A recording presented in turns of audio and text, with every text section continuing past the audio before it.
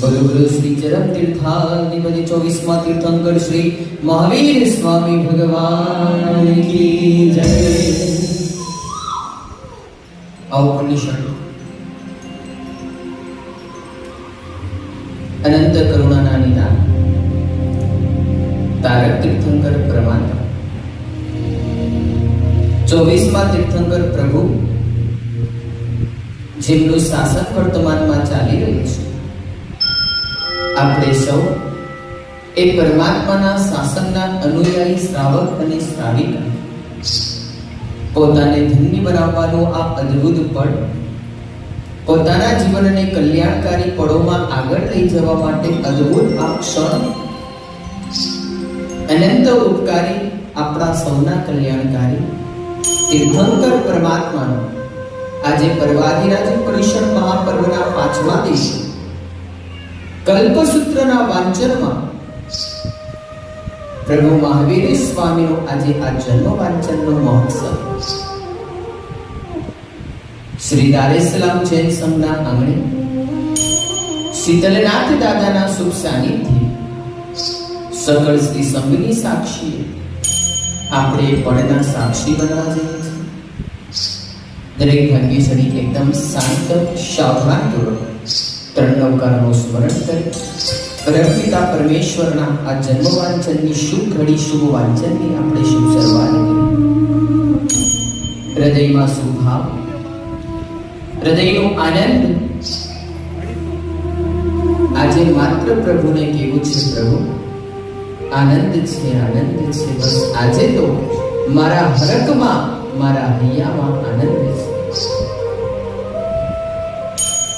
ચાલો એ પરમાત્માના વાંચનની શુભ શરૂઆત કરતા પહેલા નમસ્કાર મહામંત્રનું સ્મરણ કરીએ. નમો વૈહંતાણ, નમો શિખાણ, નમો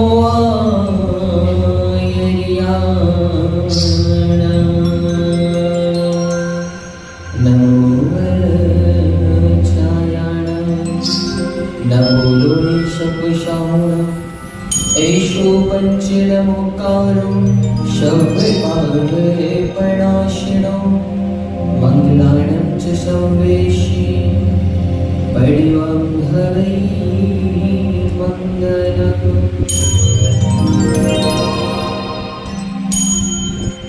કલ્પસૂત્ર પ્રથમ વખાણ દ્વિતીય વાંચના અને તૃતીય વાંચના કર્યા બાદ ચોથી વાચનાની અંદર પરમાત્માના જન્મ વાંચન જન્મ મહોત્સવનો અદ્ભુત આલેખ, અદ્ભુત પરમાત્માના જન્મની પરિકલ્પના, કરુણાના કરતા તારક તીર્થંકર પરમાત્મા આ પૃથ્વી તલ પર જન્મ લઈને એ વખતે જગતના સર્વ જીવોના માત્ર આનંદ આનંદ સુખ સુખની પ્રાપ્તિ થાય. જ્યાં નરકના જીવો પણ પીડાતા હોય એવા જીવોને પણ ક્ષણ માત્ર પ્રભુના આ કલ્યાણક થકી શાંતિની પ્રાપ્તિ થાય એવો ઉત્કૃષ્ટ પુણ્ય છે તીર્થંકર પરમાત્મા. અને એવા પુણ્યાનુબંધી પુણ્યના ધણી આપણા કલ્યાણકારી તીર્થંકર પરમાત્માના જન્મવંચનની શુભ શરૂઆત. ચૌદ સ્વપ્નના દર્શન કર્યા બાદ પરમાત્માનું દેવલોકમાંથી આ ધરતી ઉપર માતાના ગર્ભમાં જવન થયું અને એ જવન થયા બાદ પરમાત્માની દાતા પરમાત્માનું ગર્ભમાં લાલન પાલન કરી રહ્યા છે. અને તે સમય તે કાળે શ્રવણ ભગવંત શ્રી મહાવીર સ્વામી ગર્ભમાં આવ્યા બાદ જ્યારે ગ્રીષ્મ ઋતુ ચાલતી હતી, ચૈત્ર માસના શુક્લ પક્ષનો 13મો દિવસ હતો. ચૈત્ર સુદ 13ના દિવસે પ્રભુને ગર્ભમાં આવ્યાને કુલ 9 માસ અને 7.5 દિવસ પસાર થયા. બધા તીર્થંકરના ગર્ભકાળ સમાન નથી. દરેક તીર્થંકર પરમાત્માના ગર્ભકાળનો સમય અલગ અલગ હોય છે. તે અહીંયા આપણે જોઈએ. પહેલા તીર્થંકર ઋષભદેવ પરમાત્મા 9 માસ ને 4 દિવસ ગર્ભમાં રહ્યા અજિતનાથ પરમાત્મા 8 માસ ને 25 દિવસ ગર્ભમાં રહ્યા. શંભુનાથ પરમાત્મા 9 માસ ને 6 દિવસ ગર્ભમાં રહ્યા. અભિનંદન સ્વામી 8 માસ ને 28 દિવસ ગર્ભમાં રહ્યા. શુક્તિનાથ પરમાત્મા 9 માસ ને 6 દિવસ ગર્ભમાં રહ્યા. પદ્મ પ્રભુ સ્વામી 9 માસ ને 6 દિવસ ગર્ભમાં રહ્યા. શુપાર્શનાથ પ્રભુ 9 માસ ને 19 દિવસ ગર્ભમાં રહ્યા. ચંદ્રપ્રભ સ્વામી 9 માસ ને 7 દિવસ ગર્ભમાં રહ્યા. સુવિધનાથ પરમાત્મા 8 માસ ને 26 દિવસ ગર્ભમાં રહ્યા.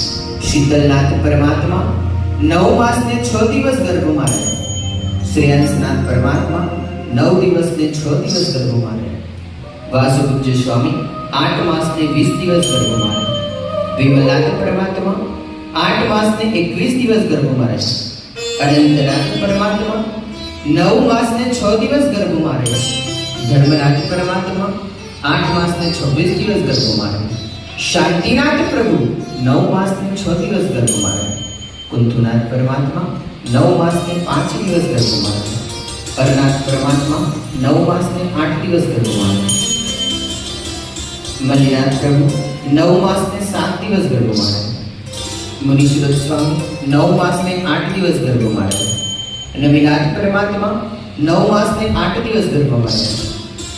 ગિરનાર મંડળ નિમિનાથ પ્રભુ 9 માસ ને 8 દિવસ ગર્ભમાં રહ્યા. 23માં તીર્થંકર પાર્શ્વનાથ પ્રભુ 9 માસ ને 6 દિવસ ગર્ભમાં રહ્યા. ચરમ તીર્થાધિપતિ શ્રી મહાવીર સ્વામી પ્રભુ 9 માસ અને 7.5 દિવસ ગર્ભની અંદર વ્યતીત કર્યું. એ સમયે પ્રભુ મહાવીર દેવના તારક આત્માના જન્મ વખતે 7 ગ્રહો ઉચ્ચ સ્થાનમાં હતા. જે વખતે બધા જ ગ્રહો ઉચ્ચ સ્થાને ગોઠવાયા હતા.